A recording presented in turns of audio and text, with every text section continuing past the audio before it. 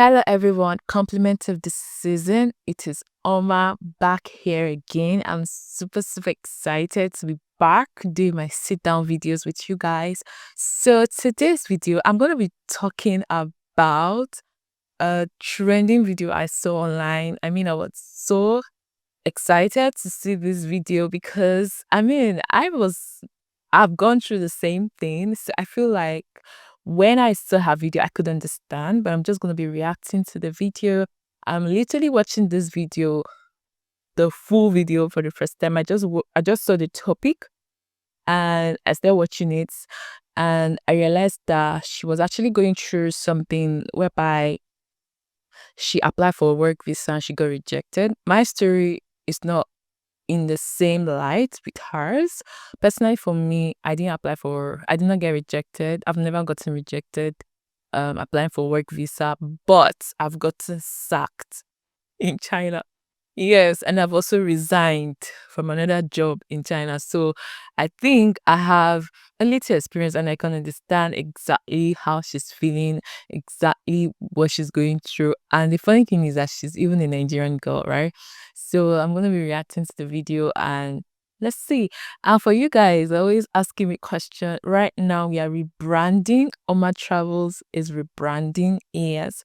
What this means is that before you can ask me question now, you have to actually book a consultation. Guys, we are growing. To be honest, we are growing. I have over 1,000 messages to respond to, WeChat, WhatsApp, on different platforms. And personally for me, I don't want to only just be coming out here answering questions. I want to grow also. I also want to grow. Okay. So this means that I want to be doing more of personal growth 2025 and a lot of things about on my travel. So I would want you guys to book consultations if you want me to answer your questions directly, because I'm going to be solving problems on YouTube. The YouTube platform is just a platform that I will come to actually solve any of your problems. If you want to reach out to me personally, you need to actually book a consultation, okay? That's how it's going to be, okay? So let's get right to this video. I'm so excited.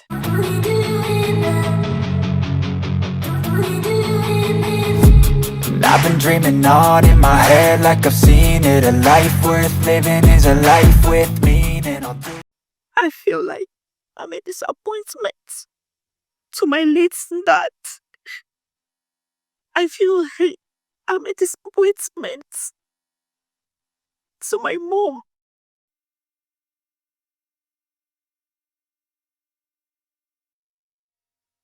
Because I've not achieved anything. And I don't even know where to start from if I go back home. So that's it.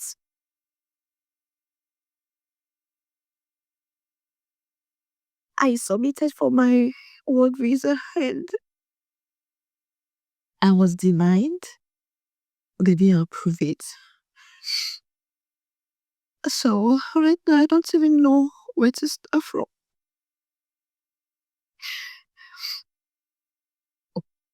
Life is hard. You see, abroad is not like what you all think it is. You guys know when we watch an Hollywood movie, so when we go to abroad, 1 year after, the person will make it and be rich. That is not the way it is. Abroad is very hard to some people. Okay? Let's assume I study in UK or in Canada or anything. All this stuff won't be a problem. You can be a student and still be working. But in Asian countries, not like that. So I just want to advise all of you coming to Asian country. This is no way you will start a life. So personally in the UK, a lot of people are crying.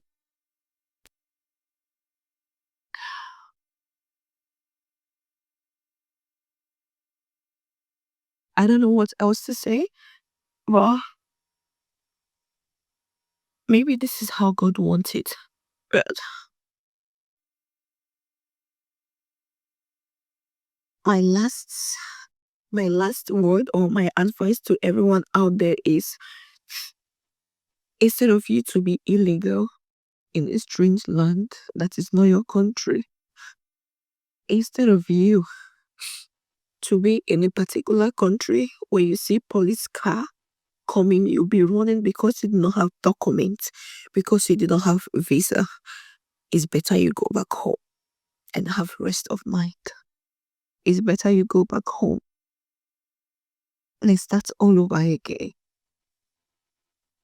It's better you go back home where you will have your own freedom. This is all I have to say. Whew. Okay. I mean, the video is a lot. She's, I mean, so emotional and crying and everything, and she feels so helpless. So I think I can literally understand everything she's going through, because last year I went through the same thing. My company just mysteriously told me that, oh, I needed to go home, or I needed to like leave the office, which was so shocking to me. I didn't know that in China they could do this to me. And because I've always loved China, I've always loved China, and I always talk about China, the opportunities that China has. So when I experienced the fact that that company asked me to leave, I was so depressed. I mean, I was not even finding it funny. And me, I'm a very, very happy person. For you to get me into a depressed state, it will take a lot.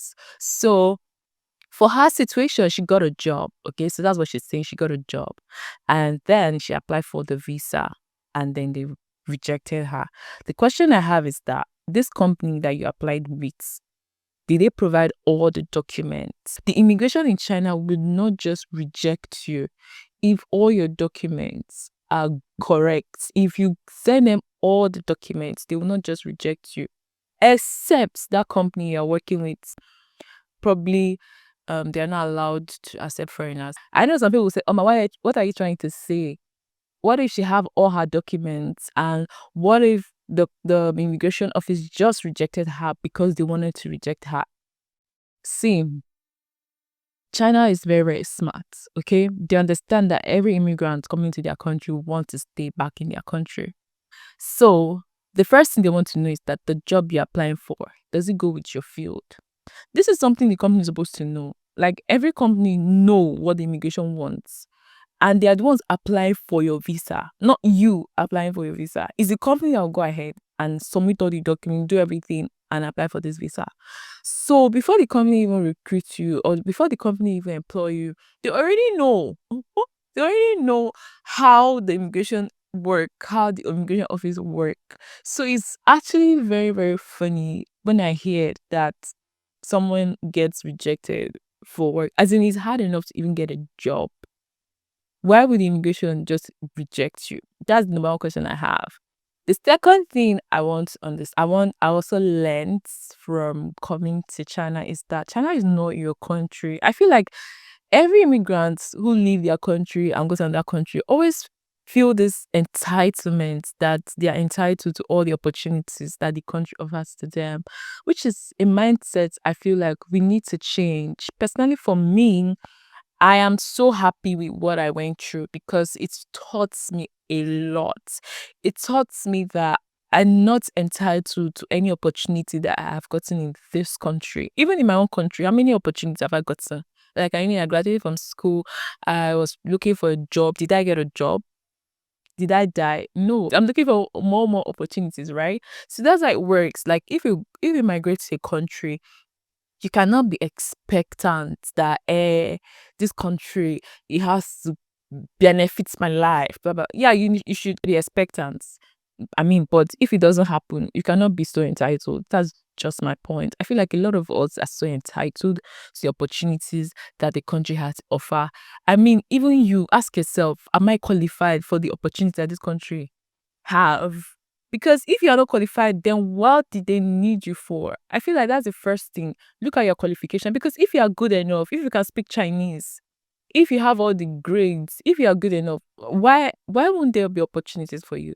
And then if you're in a country and you're realizing that, okay, I'm not getting opportunity in this country, it does not mean that you are useless, or it does not mean that there's something wrong with you. You just need to maybe migrate to another country, or probably go back to your country and re-strategize. Okay, because there are a lot of people who come to China and they graduate from China, they go back to their country and they still come back.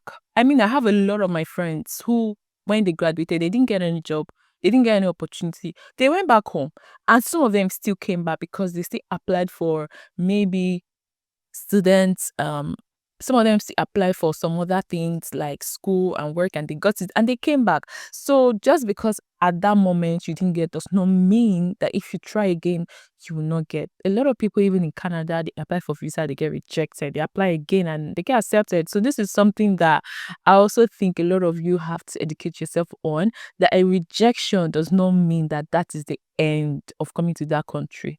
A rejection does not mean that you are useless. A rejection just probably means maybe the documents you submitted is not enough because you did not do a lot of research on the company, the documents you need to submit, and a lot of things. And maybe even taking time to grow as a person, taking time to look at your own mistakes and everything.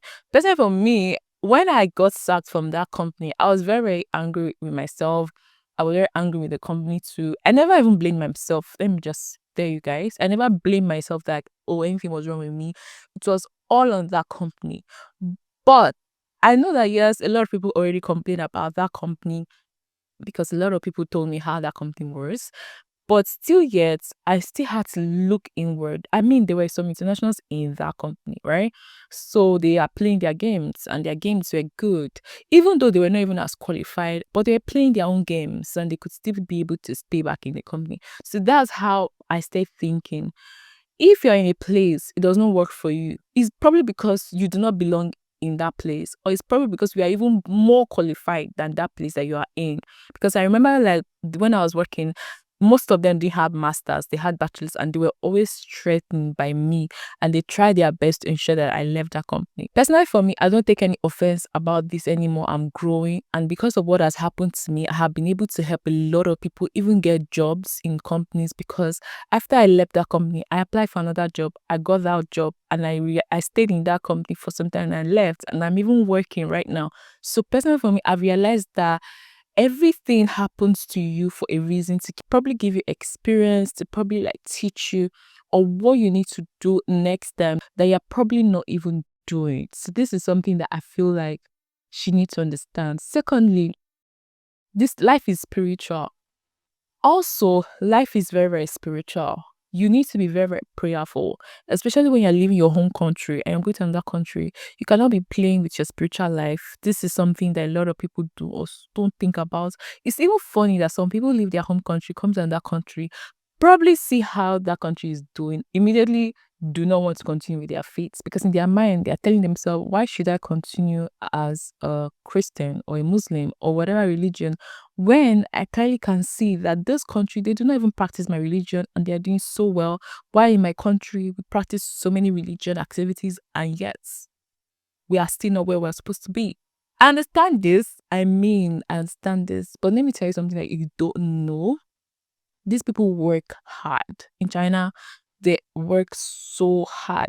And another thing I noticed about China is that they do not like to employ a lot of people. They like to employ quality over quantity.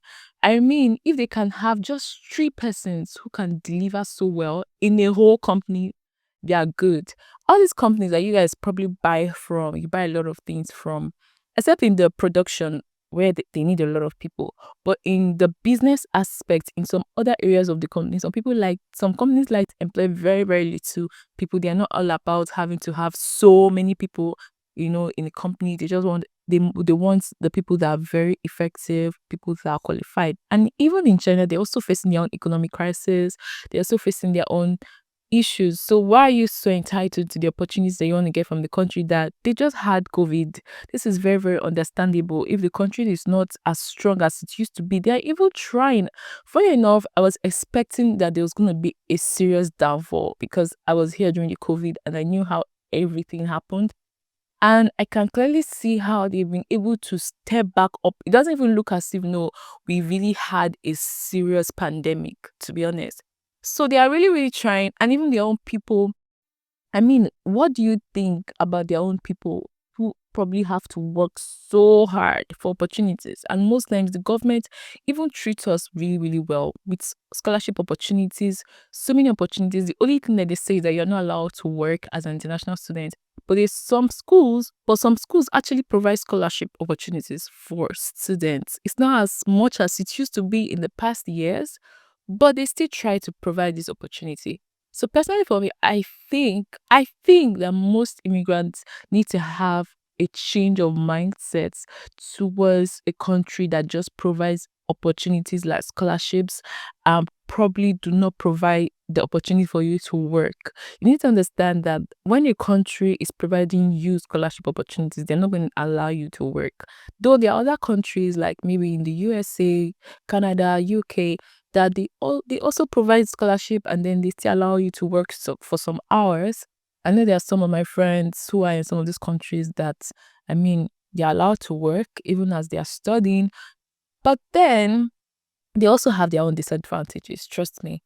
A lot of these countries whereby you are not allowed a lot of these countries where you are just allowed to, work and everything, you work so hard to have to pay a lot of fees. Everything is so expensive.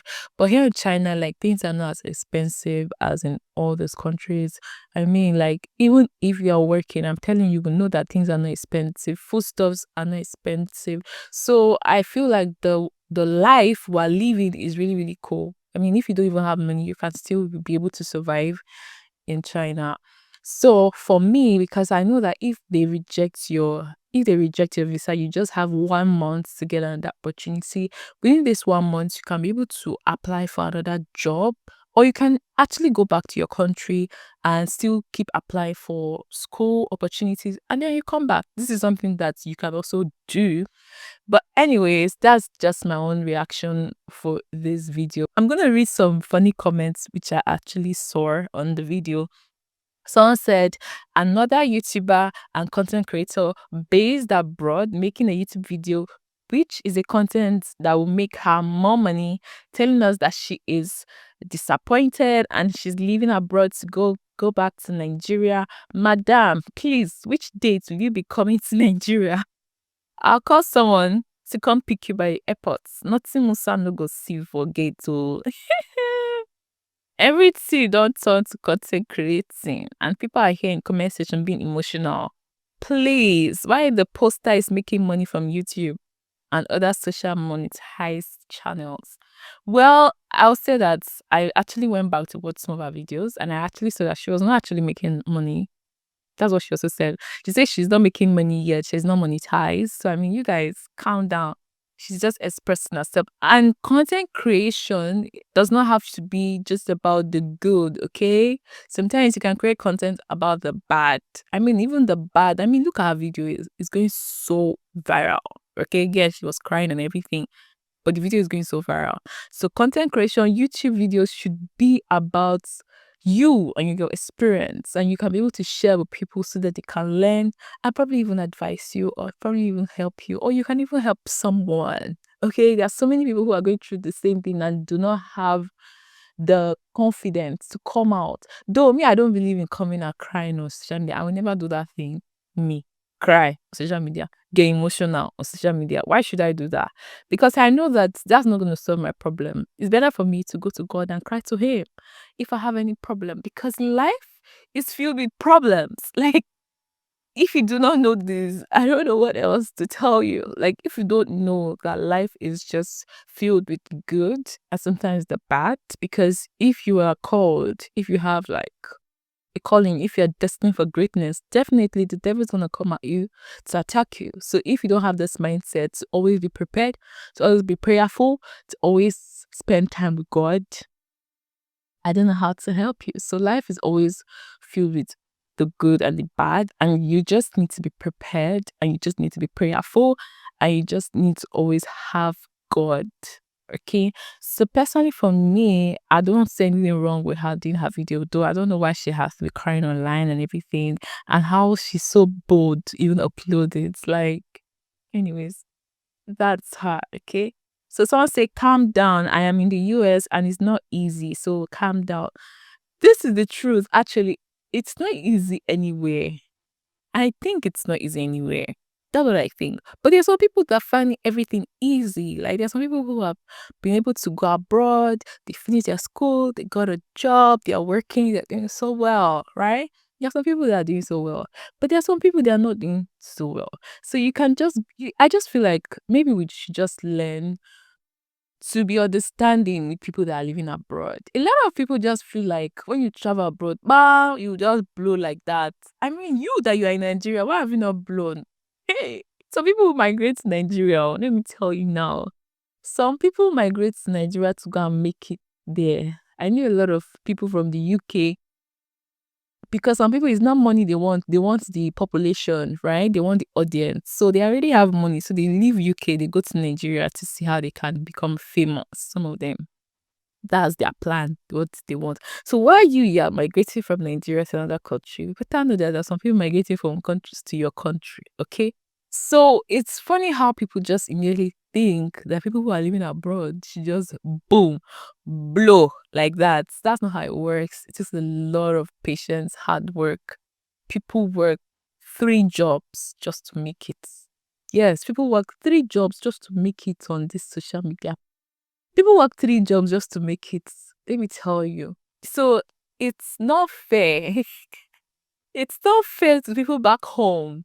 It's not fair to people to just be expecting that you just go abroad, boom, you don't blow. With all the bills, if you guys know how much people pay for water bill, light bill, all the bills people pay, you understand why money just they go like water. So it's just for people to be more understanding, to understand that wherever you migrate to, that you're getting so much money, you know that you're spending so much too.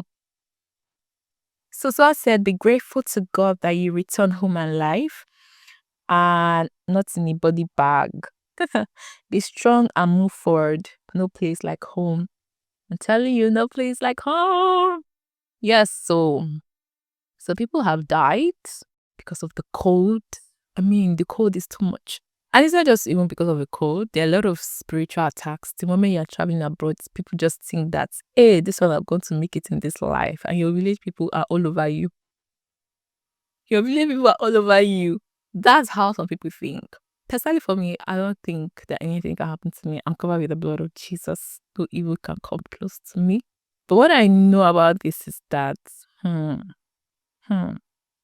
always be grateful. 2024, this year has taught me the importance of gratitude, the importance of thanking God for everything. In short, I even started something of praising God every night because I feel like God deserves my praise.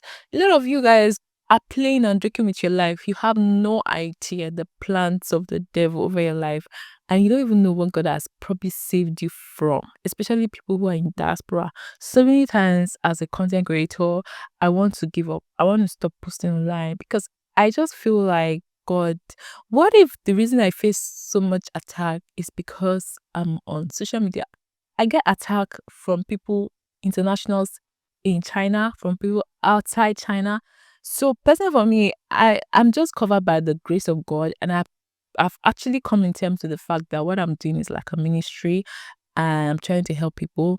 So yes, obviously I'm definitely gonna be attacked, but I do not care. I'm so happy that I can't even be like, eh. So people see me to even say I'm that important for you to be gossiping about and be saying things about me. I did not know. There was someone who reached out to me to tell me what people are saying about me. And me, I just said, you know what?